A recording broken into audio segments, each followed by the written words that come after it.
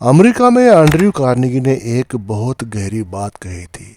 जो व्यक्ति अपने मन को कंट्रोल करना सीख लेता है वो अपनी डेस्टिनी खुद ब खुद कंट्रोल करना सीख लेता है।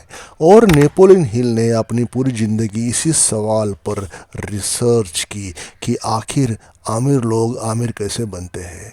उनकी किताब थिंक एंड ग्रो रिच कोई मोटिवेशनल बुक नहीं थी, वो एक माइंड ब्लूप्रिंट थी। हिल ने पाया कि वेल्थ कभी पैसे से शुरू नहीं होती, वो हमेशा एक विचार से शुरू हो जाती है। और यही सबसे बड़ी सच्चाई है आज की। आपका बैंक बैलेंस आपके थॉट्स का रिफ्लेक्शन होता है। अगर सोच सीमित है तो इनकम भी सीमित होगी, और अगर सोच एक्सपांड है तो एसेट अपने आप बनती जाती है। नंबर 1, फर्स्ट शिफ्ट डिजायर से डिसीजन तक। नेपोलियन हिल कहते थे strong desire is the starting point of all achievement. लेकिन समस्या ये है मैक्सिमम लोगों के पास डिजायर होता है लेकिन डिसीजन नहीं होती।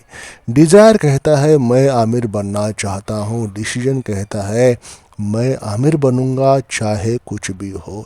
यही अंतर है ड्रीमर और वेल्थ क्रिएटर में। नंबर 2 है रियल वेल्थ, इनकम नहीं एसेट बनाओ। कार्नेगी ने स्टील एम्पायर खड़ा कर दिया, लेकिन उन्होंने एक और बात समझी। Wealth is not what you earn, it is what you keep and multiply. अगर आपकी इनकम सिर्फ सैलरी है तो आप सिर्फ वर्कर हो, लेकिन अगर आपकी इनकम एसेट से आ रही है तो आप बिल्डर हो। एसेट्स जैसे real estate, stocks, business systems, intellectual property और डिजिटल प्रोडक्ट्स। रिच लोग इनकम को स्पेंड नहीं करते, वो इनकम को कन्वर्ट करते हैं एसेट में। Number 3, the rule of rich, पे योर सेल्फ फर्स्ट। दोस्तों, नेपोलियन हिल ने एक यूनिवर्सल प्रिंसिपल बताया, the first step towards wealth is saving and investing before spending. लेकिन पुअर माइंडसेट उल्टा चलता है, पहले खर्च फिर बचत अगर बचा तो। रिच माइंडसेट क्या होता है, पहले इन्वेस्टमेंट फिर खर्च। यही सिस्टम आपको ब्रोक से बिल्डर बनाता है। नंबर 4, एसेट क्रिएशन, हर महीने कुछ बनाओ।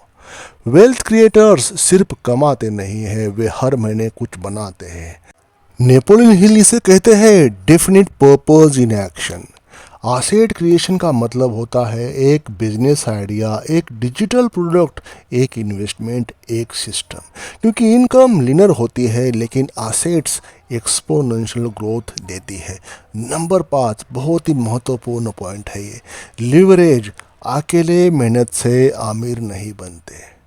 कार्नेगी का सबसे बड़ा सीक्रेट यही था कि I never did everything my self. Rich लोग 4 टाइप्स के लिवरेज यूज़ करते हैं।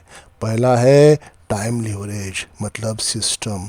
दूसरा है मनी लिवरेज, मतलब इन्वेस्टमेंट। तीसरा है पीपल लिवरेज, मतलब टीम। और चौथा है टेक्नोलॉजी लिवरेज, मतलब इंटरनेट आज के समय का। अकेले मेहनत मतलब limited income, system plus leverage मतलब लिमिटेड अनलिमिटेड इनकम। तो ये आपको समझ में आना चाहिए कि लिवरेज का यूज़ आपके ग्रोथ के लिए, आपको करने के लिए आपको रास्ते ढूंढना चाहिए जितना जल्दी हो सके।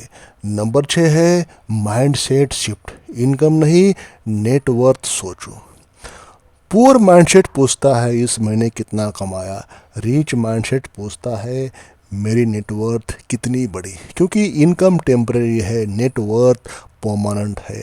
वेल्थ क्रिएटर्स कैश फ्लो नहीं देखते, वे वैल्यू क्रिएशन देखते हैं।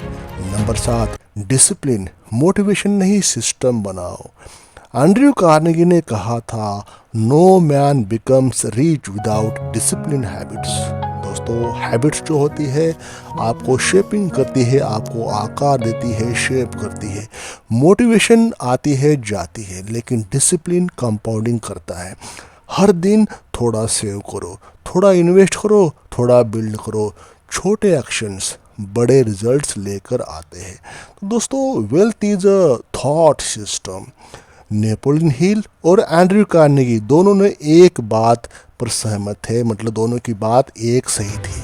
थॉट्स भविष्य become उनका है things। जो अगर उसे आप वही बनाते सोचते हैं। रहेंगे जो आज सोच रहे हम हो, तैयार तो हैं। वही जिंदगी मिलेगी जो इस आज साम्राज्य जी को रहे देखो। हो। लेकिन अगर सोच बदल गई ये तो सब इनकम बदल एक ही जाएगी, विचार से हैबिट्स शुरू बदल हुआ। जाएंगी, तो एसेट्स अपने आप बनना शुरू हो जाएंगे। दुर्लभता अब ही सवाल असली सिंपल है मूल्य मेरा है। यहाँ पे, आप सिर्फ अर्निंग करना चाहते हो या वेल्थ क्रिएट करना चाहते हो? क्योंकि अर्निंग आपको जिंदा रखती है, लेकिन एसेट्स आपको फ्री करते हैं। चैनल को सब्सक्राइब करें, वीडियो को लाइक करें, साथ ही साथ बेल आइकन को भी प्रेस करें ताकि भविष्य में इस वीडियोस के नोटिफिकेशन आपको मिल जाए।